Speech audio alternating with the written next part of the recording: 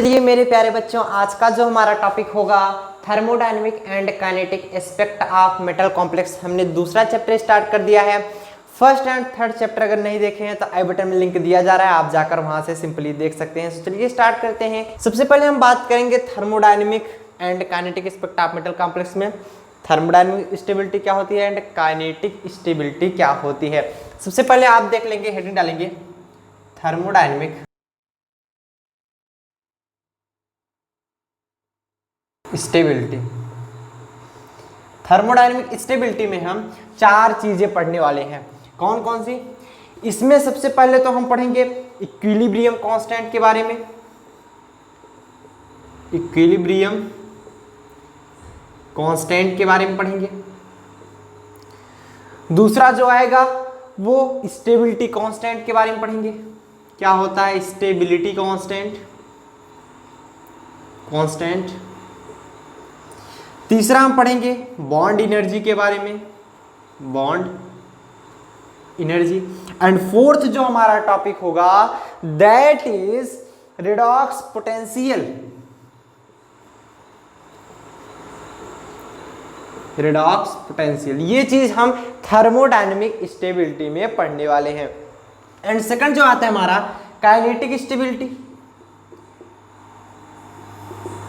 Kinetic stability में क्या पढ़ेंगे? काइनेटिक स्टेबिलिटी में हम पढ़ने वाले हैं रेट ऑफ रिएक्शन। रिएक्शन की दर क्या होती है? रेट ऑफ रिएक्शन एंड उसका मैकेनिज्म पढ़ेंगे, मैकेनिज्म ऑफ रिएक्शन। दो चीजें हम इसमें पढ़ने वाले हैं, mechanism of reaction. Clear? So note down करें। कोई अन्य टॉपिक पढ़ने से पहले, मतलब थर्मोडायनेमिक स्टेबिलिटी हो या काइनेटिक स्टेबिलिटी हो, आपको पढ़ने से पहले सबसे पहले आपको ये पता होना चाहिए कौन सा स्टेबल कंपाउंड होता है एंड कौन सा नॉन स्टेबल कंपाउंड होता है या अनस्टेबल कंपाउंड होता है। तो आप लोग हेडिंग डालेंगे स्टेबल एंड अनस्टेबल कंपाउंड कैसे हम जानेंगे। सबसे पहले हम देख लेते हैं स्टेबल कंपाउंड। स्टेबल कंपाउंड क्या होते हैं? बहुत सिंपल सा फंडा है। Those compound which exist for long time, ऐसे कंपाउंड जो कि लॉन्ग टाइम के लिए एग्जिस्ट करते हो। मतलब स्टेबल वही होंगे जो लंबे समय तक एग्जिस्ट कर पाए, वही तो स्टेबल होंगे। जैसे मान लीजिए हम अगर स्टेबल हैं तो हम लंबे समय तक यहाँ पर खड़े हैं तो हम स्टेबल हैं। तो लिखेंगे those compound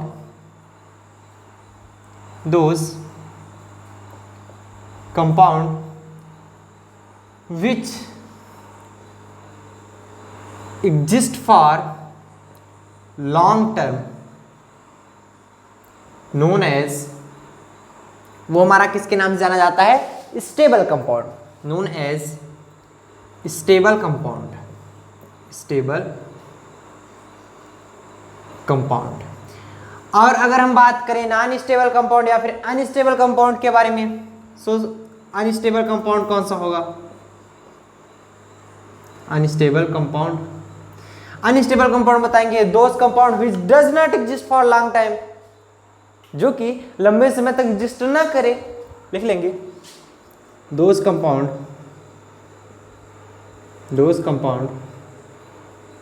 which does not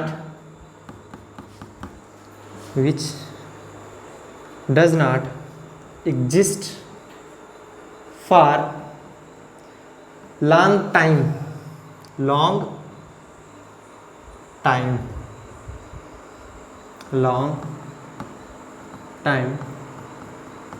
known as unstable compound।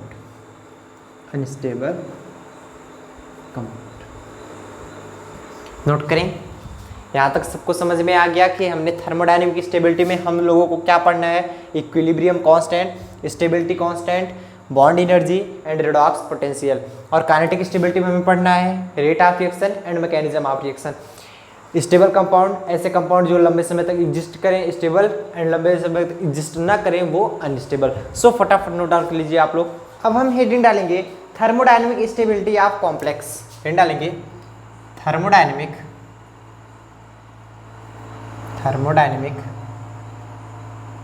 Stability of complex. क्योंकि हमने देखा कि अभी तक आपने दो टॉपिक पढ़ा है, thermodynamic stability and kinetic stability. हम सबसे पहले पढ़ेंगे थर्मोडायनेमिक स्टेबिलिटी। हालांकि काइनेटिक स्टेबिलिटी में कुछ है नहीं, हम रेट ऑफ रिएक्शन पढ़ते हैं and mechanism of reaction. Main खेल है हमारा इसी का, थर्मोडायनेमिक स्टेबिलिटी ऑफ कॉम्प्लेक्स। तो चलिए हम देखते हैं थर्मोडायनेमिक स्टेबिलिटी ऑफ कॉम्प्लेक्स, इसकी डिफिनीशन क्या होती है। लिखेंगे thermodynamic stability, thermodynamic stability is the measure of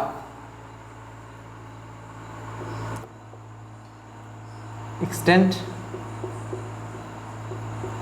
of capability of compound,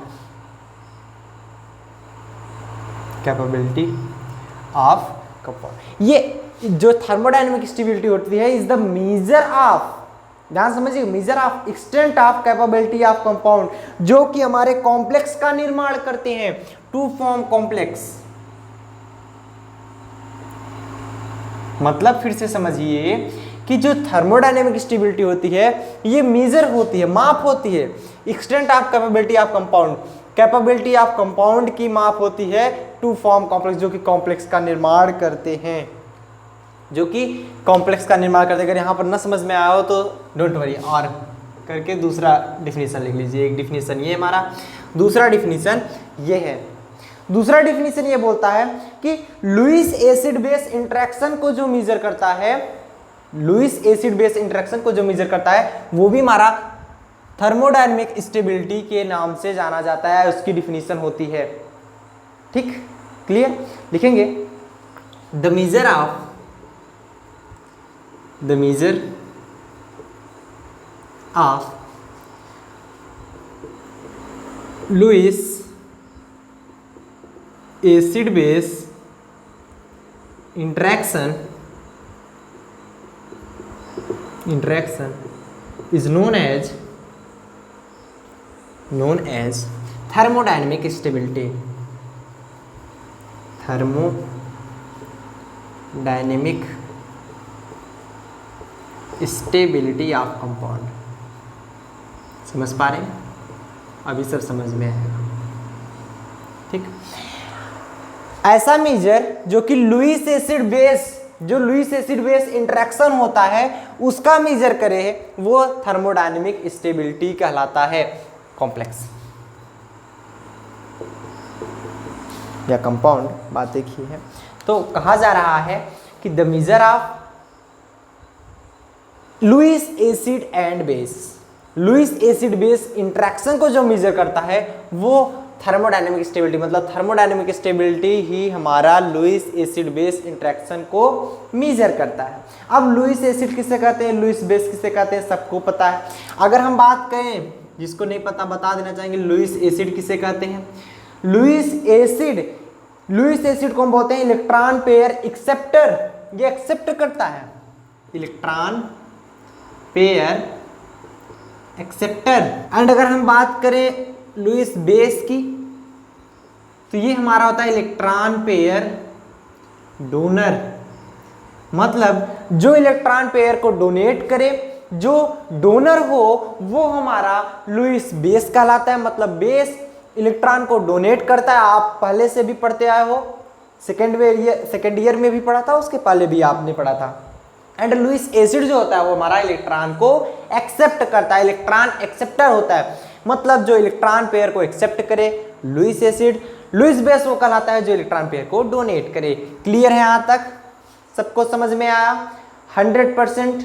चलिए अब अगर हम बात करें, एक कोई एग्जाम्पल ले लेते हैं फॉर एग्जाम्पल के लिए। एग्जाम्पल नंबर फर्स्ट मान लीजिए, फर्स्ट एग्जाम्पल हमने लिया है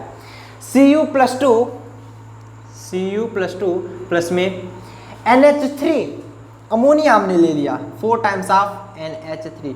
जब इसको हम रिएक्ट कराएंगे तो ये क्या बनाएगा, Cu एक कॉम्प्लेक्स बनाएगा NH3 का होल 4 प्लस का 2 बनाएगा। अब +2 ही क्यों आया, काफ़ी बच्चे इस पे कंफ्यूज होंगे, सोचेंगे सर Cu पर +2 है ओवरऑल क्यों आ गया।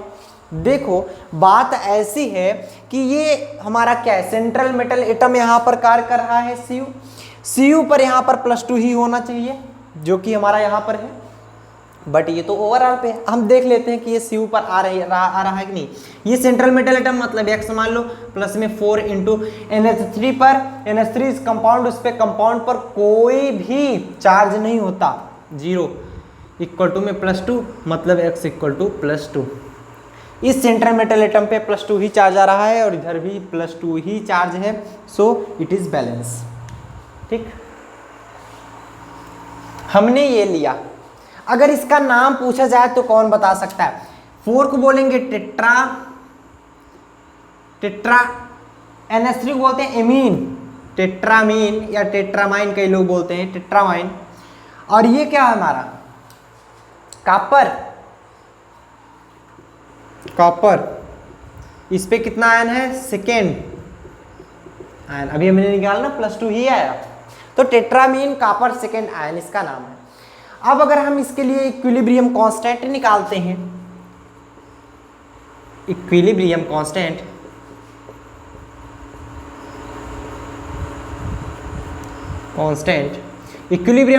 को हम Ks से रिप्रेजेंट करते हैं, सबको पता है Ks से रिप्रेजेंट करते हैं। इक्वल टू होता क्या है, जो CuNH3 का होल 4 +2 है, ध्यान समझेंगे, इतना अपान लेफ्ट साइड वाला। ठीक, CuNH3 +2 डिवाइड बाई Cu +2 और दूसरे ब्रैकेट में NH3। अब जितने टर्म है इसके देख सकते हैं, यहाँ पर 4 टाइम्स लिया गया है, तो उतने पावर में हो जाता है, ये सभी लोग जानते हैं। क्लियर? ये हमारा इक्विलिब्रियम कांस्टेंट निकला, इक्विलिब्रियम कांस्टेंट। अब अगर हमने इसकी वैल्यू जब निकाली तो प्रैक्टिकल वैल्यू इसकी आ रही थी 2.1 इंटू 10⁻21, 2.1 इंटू 10⁻21, ये इसकी प्रैक्टिकल वैल्यू आ रही थी। एक हमने दूसरा एग्जाम्पल लिया, Cu पर X है, प्लस में 4 इंटू Cn का -1 लिखते हैं, इक्वल टू में -2, X -4 इक्वल टू में -2, X इक्वल टू 4 -2, मतलब X इक्वल टू में +2। X पे +2 का चार्ज आ रहा है, X पे +2 का चार्ज मतलब कॉपर पर +2 का चार्ज है, कॉपर पर +2 का चार्ज है। अब बताओ यहाँ पर, अब इसके अगर नाम रखेंगे तो इसमें भी सेकंड ही आएगा ना, नेम निकालने, नेम वाइज करने के लिए इसको हम ये करते हैं। सो यहाँ पर हम लिखेंगे 4 को लिखेंगे टेट्रा, Cn को लिखते हैं cyano, tetra cyano, copper second ion, इसका नेम है। अगर हम इसके लिए इक्विलिब्रियम कांस्टेंट निकालें तो इसके लिए हम अगर निकालेंगे equilibrium constant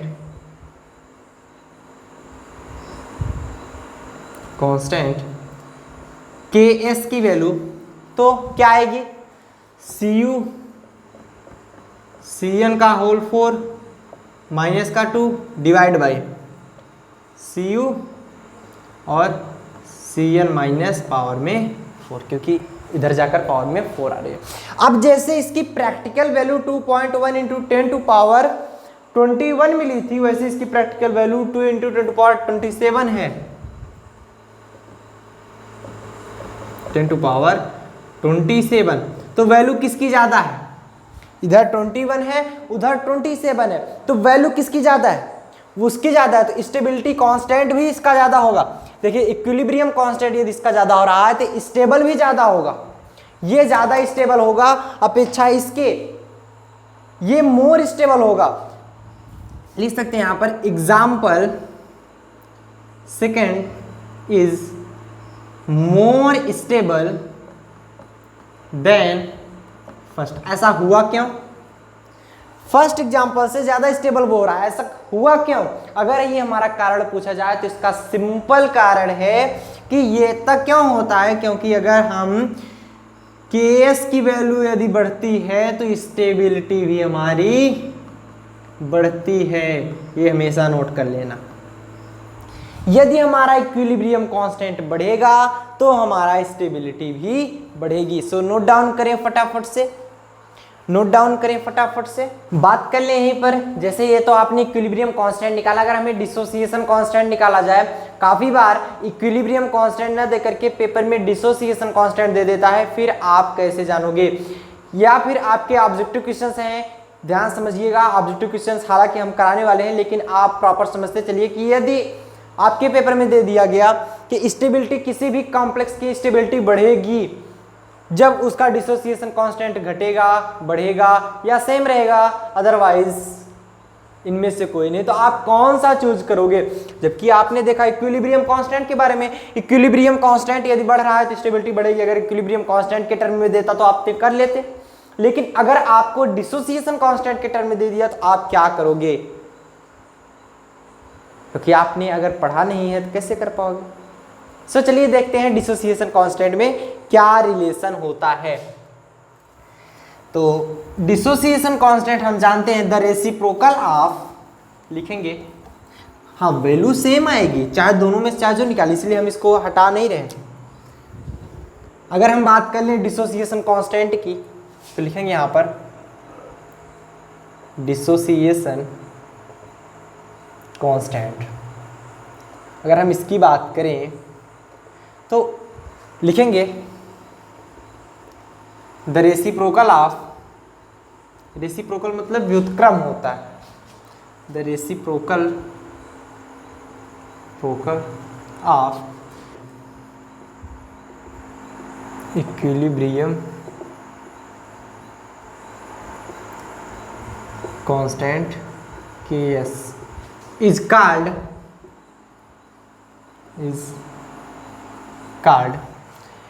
dissociation constant। Dissociation constant मतलब ये डिसोसिएशन कांस्टेंट को हम Ka से रिप्रेजेंट करते हैं, ठीक। अगर हम बात करें डिसोसिएशन कांस्टेंट की, डिसोसिएशन कांस्टेंट Ka की, तो वह क्या होता है?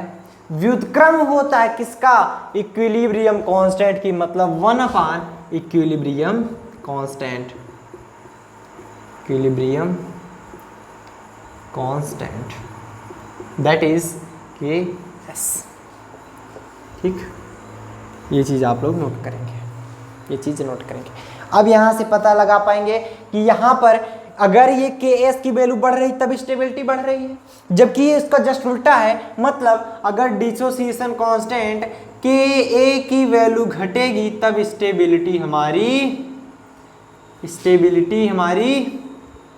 बढ़ेगी। मतलब यदि डिसोसिएशन कांस्टेंट की वैल्यू कम होगी तब जाकर हमारी स्टेबिलिटी हमारी ज्यादा होगी। मतलब जितना ही कम डिसोसिएशन कांस्टेंट होगा उतना ही स्टेबिलिटी बढ़ेगी। अब ये बात आती है, क्या इससे ये दोनों प्रूफ किए जा सकते हैं? हमने देखा इक्विलिब्रियम कांस्टेंट इसका ज़्यादा था इसलिए ये ज़्यादा स्टेबल हुआ, लेकिन हम इतना जान गए कि ये वाला ज़्यादा स्टेबल है अपेक्षा इसके। ये तो इक्विलिब्रियम कांस्टेंट से जाने। अब हम बात करेंगे डिसोसिएशन कांस्टेंट से। डिसोसिएशन कांस्टेंट बता रहा है कम अगर डिसोसिएशन कांस्टेंट है तो स्टेबिलिटी हमारी बढ़ेगी। अब ये प्रूव करते हैं कैसे। अगर हम इसके लिए निकालें Ks ये है, अगर हम Ka निकालें, ध्यान समझिएगा, Ka निकालें तो क्या हो जाएगा? Ka इक्वल टू 1/Ks, मतलब 1/2.1 इंटू 10⁻21 Ka की वैल्यू ये आएगी, ठीक। अगर हम इसके लिए Ka की वैल्यू निकालें तो Ka की वैल्यू क्या आ जाएगी? 1/2.0 इंटू 10⁻27। इधर दिख नहीं रहा होगा आपको, ये Ka की वैल्यू निकाले तो 1/2.0 इंटू 10⁻27, यही तो होगा। अब वैल्यू किसकी ज़्यादा है? वैल्यू किसकी ज़्यादा है? इसकी वैल्यू ज़्यादा है, वैल्यू इसकी ज़्यादा है। अरे भाई 1/10⁻21 करिए और 1/10⁻27 करिए, क्या होगा? ये ऊपर जाएगा 10⁻27। इसकी वैल्यू कम है तो वैल्यू किसकी कम हुई? इसकी वैल्यू कम हुई। तो ये जब जिसकी वैल्यू कम उसकी स्टेबिलिटी ज्यादा। डिसोसिएशन कांस्टेंट में इसकी वैल्यू कम आ रही है तो इसकी स्टेबिलिटी ज्यादा, इक्विलिब्रियम कांस्टेंट में इसकी वैल्यू ज़्यादा आ रही है तो इस डिस्टेबिलिटी भी ज़्यादा, मतलब सिंपल सा फंडा है, इक्विलिब्रियम कांस्टेंट यदि ज़्यादा होगा हमारा स्टेबिलिटी भी ज़्यादा होगा, अगर हमारा डिसोसिएशन कांस्टेंट जिसका कम आएगा उसकी स्टेबिलिटी ज़्यादा होगी। Just very simple. So note down करें, फटाफट से नोट डाउन करें। तो उम्मीद करते हैं ये लेक्चर आपको समझ में आया होगा। मिलते हैं नेक्स्ट वीडियो में। टिल देन बढ़िया से पढ़ाई करें और साथ साथ पीडीएफ नोट्स पाना है तो आप टेलीग्राम पर जाइए, वहां पर सर्च करेंगे @union क्लास, तो आपको टोटल पीडीएफ नोट्स मिलेंगे, तो आप वहां जाकर पीडीएफ नोट्स फाइंड कर सकते हैं। साथ ही साथ यदि आपको हमारे सोशल मीडिया पे फॉलो करना हो, कोई प्रॉब्लम आ रही हो आपको, सो वहां पर फॉलो करके आप सिंपली पूछ सकते हैं। तो आजकल बस इतना है, बढ़िया से पढ़ाई करें। All the best.